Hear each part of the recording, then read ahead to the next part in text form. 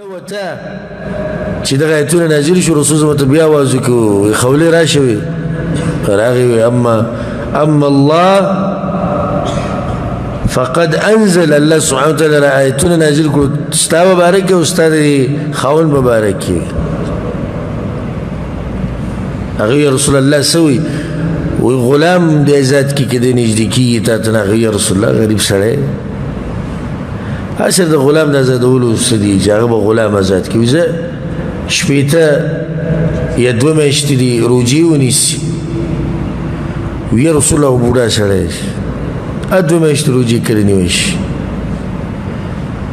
بیا ته رسول صلی الله علیه وسلم شپېته مسکینانو له خوراک ورکی یا رسول الله غسر کمزي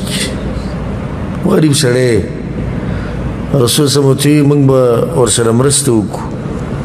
من به سره مرسته وکړو یا رسول الله بچی څومره تاسو وکړه باقي وسره زه مرسته وکړم ښځه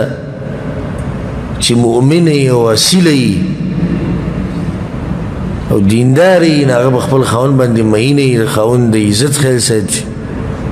دا نه چې الټه راولګي د خاوند مال ته ور واچي دغه کور تبا کی دغه عزت تبا کی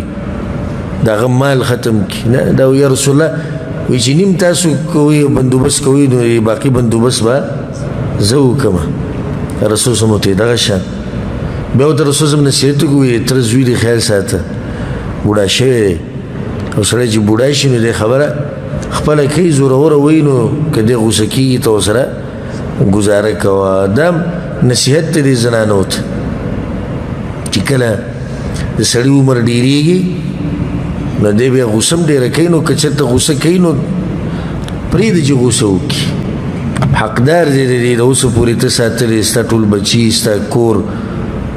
الله نه بد جوړ په دې باندې رملا اډو کې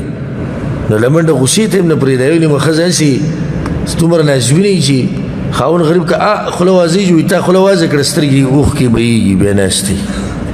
موري مر روانه او پلاري مر روانه او خويندې مر روانه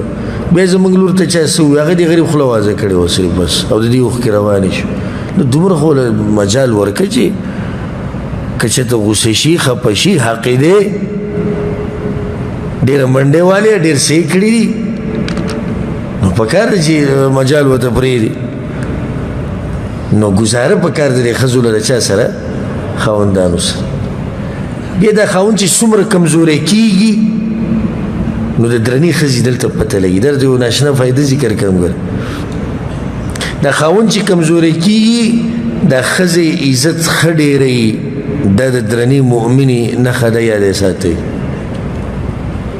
الته ته پته زما خاون کمزوري شو مالی بدني نو چرته د احساس وته ونی شي زما د طرف نه چې زو ساغه نه منو خلک می عزت نه کوي نو چې کله دې سپینګری شي او امسا وسره د عملای بالکل را کونټی شي ما خزه عزت خډیر کوي بیا نور ګر عامه طریقه ده چې بوډای شي کنه نه دا بوډای وته کنځلیم کوي بشي ده کنه ها دې غریب په کټ کې پروت یو ګوټ کې بس چې سوې اواز راځي نه आवाज وکړي غلې شو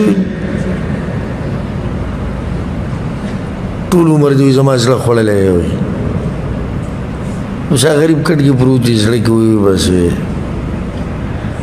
موږ دی عالم سره ناسو ناغه عالم ته مشر عالم دې سپینګری په کټ کې پروت نو موت یو مناظره ولګول د باطل پرستو حق پرستو ناغه باطل پرستی کې خبرې کوي ما ته دا ولګو زه دا ورم چې دې څه دلیل پیش کې مو ته ولو ناغه د خبرې تاوال را تاول ناغه د لاس دې څه کوي جوګت سي واغستوي ما شیخ سه ولي نشتی زمونږ ورځې نشتی زه خبرې نشم کولای دې د اوس ما دې چې چته د سره ما ته مخامخ کې کنه ورځې ته دي بس د سپینګری په کټ کې هغه وي طاقت نشي ته اوس ولي نه وي اجازه خلل او دالي کړو دا کړ خو درنه خزه دا نه کوي اچې څومره د خاون کمزوري کیږي نو دومره دغه په نظر کې د عزت خډيري